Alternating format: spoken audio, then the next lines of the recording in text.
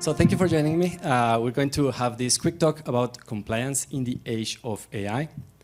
My name is Juan Camilo Montoya. I've been working with OpenEdX-based technology and initiatives for quite some time.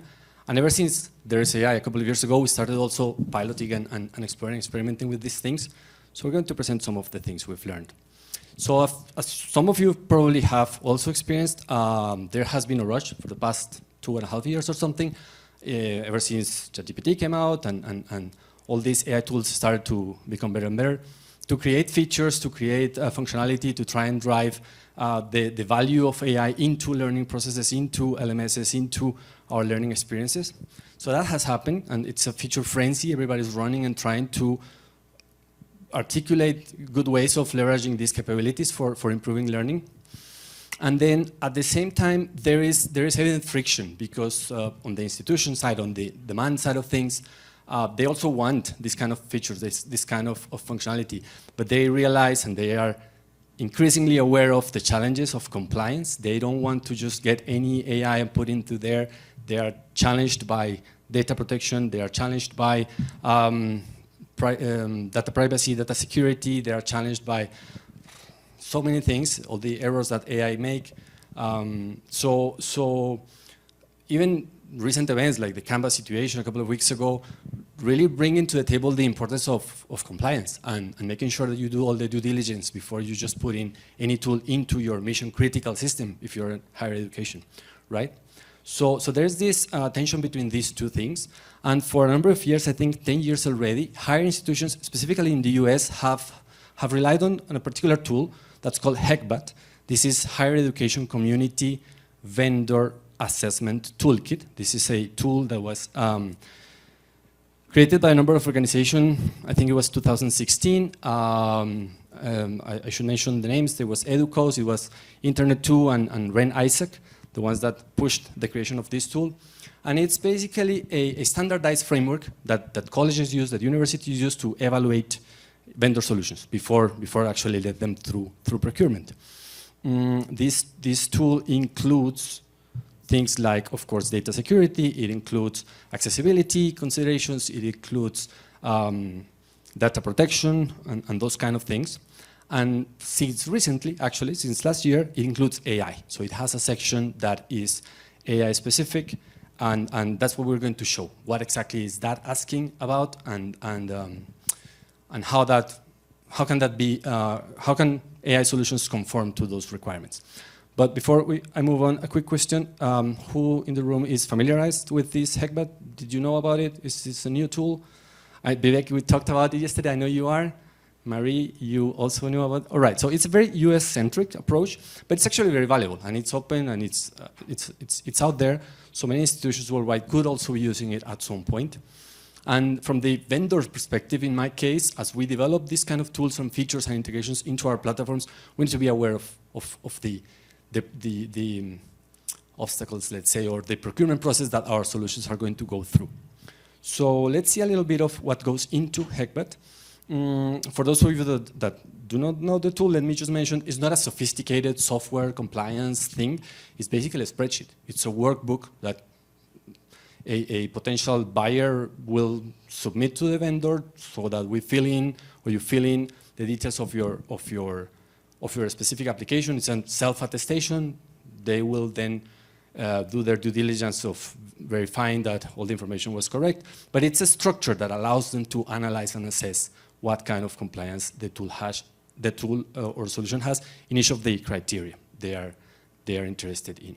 So specifically going into the AI, I'm going to skip everything but the AI part. This talk is specifically about the AI part. So if you go to that particular section of the tool, what you will find is, I think it's 29 different questions, open questions about, does your tool do this, does your tool do that?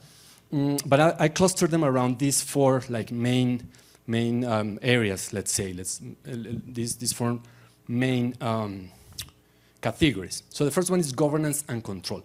The idea is that we're moving, or institutions are moving from a just acceptance of this is a trusted provider and it's okay, to more structured like validation criteria. So they are asking for whether or not the provider is conforming to national standards like the NIST AI framework, RMF is called, or the ISO 42001, which are kind of new standards because they just came out of the AI era. They were both released, I think, in 2024, or end of 2024. But at least they are those standardized and well constructed instruments to measure if you're managing well or not your AI risks. And the other thing that this governance and control cares about is kill switches. So they want to be sure, to be sure that whatever tool you put in place with AI has a kill switch at some places, that you can disable it if you want, and that these kill switches are granular, that you can disable it in different places, because they understand that universities are complex organizations and maybe some faculties will be okay with using these, but others will not. So they want to have granularity in these kill switches. The second category is AI data security. So there's a number of things I can mention here. One of those inherits a little bit from the GDPR era, basically, from data protection, and it's the right to be forgotten. They are asking if your AI tool at some point collects data about the users, and for any reason the users requires the deletion of this data, that this is possible, actually. And it's hard to do. Even if you're only talking about data that's collected at inference time, that becomes really hard because it just gets buried into tracking logs or AI tracking logs that live in many places.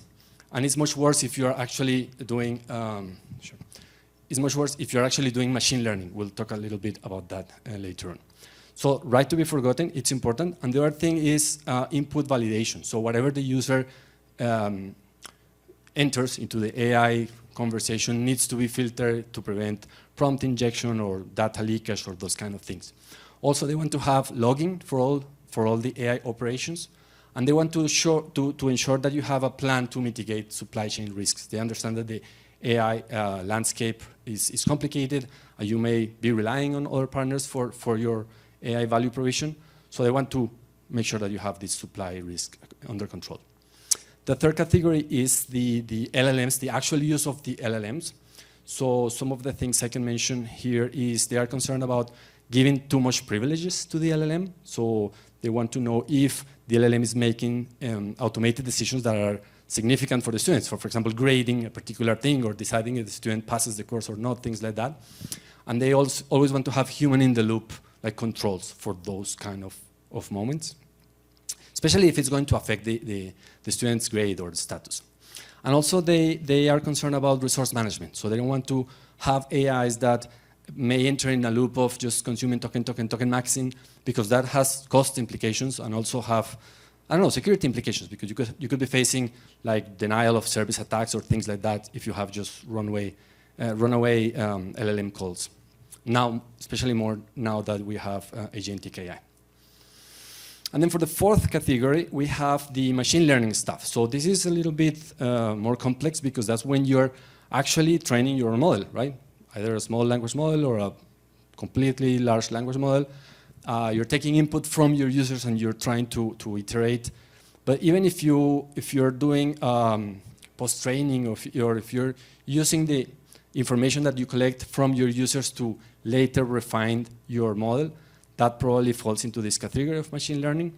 So they want to have controls at different levels. At the input level, so making sure that you have data segregation between the user data and the training data, that you have auditing processes for all the labeling, all the data labeling things that you do inside, and that you have also like institutional opt-outs, that an institution or part of an institution can say, I don't want my data to be used to train your model specifically. So all those controls need to be in place. And then that was for data input. And then for the pipeline, like what happens inside, they want to have continuous monitoring of anomalies in order to make sure you try to avoid adversarial or like bad behavior from the actors, potentially, or that you have red teaming, basically, like white hat practices for your own model, try to break it on your own. And finally, on the last layer, the outputs, they basically are asking for your operational governance. If you have explainability logs for the AI output, and making sure that you have a strong role-based access and controls. So that is a lot to ask, especially in this day and age where we're trying to prototype and deploy and facilitate on these kind of tools. But this is what the tool is doing. So finally, coming back to OpenEdX, what do we have? So we have the OpenEdX AI extension framework. As you know, this is a shared open framework with the required scaffolding for the community to build the strong AI components. It is not fully baked yet, and it doesn't cover all the things that the HECVAT compliance layers are asking for, but it is a solid foundation, and it does help you already with some of the things. For example, the current version already allows the granularity of the kill switches and already allows logging for the operation, and depending on your design, you can have the human-in-the-loop designs. So I will wrap up with just a mention about compliance. It feels a little bit like a hurdle, but it's an important architectural requirement. We need to move away from the compliance in the PDF, that everything works perfect in the PDF, to a place where we do compliance by design. And it's important to prioritize the architectural safety of your feature as opposed to the shiny feature that everybody likes, because this is what actually will get through procurement phases and will drive adoption and will drive persistence of that adoption. And finally, a call to help us keep improving the OpenEdX AI extension framework.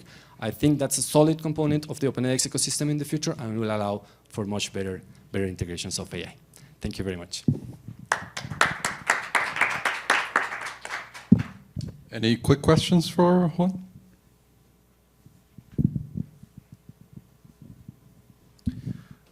Where do you see the integration of AI having the biggest value, for course authoring or for learners? In my opinion, for learners, because whatever happens, course authoring is just an efficiency problem. You may spend hundreds of hours or tens of hours or thousands of hours preparing the course. But the most important driver of impact, in my opinion, is in the course level experience. So I might be biased there, but I see it particularly there.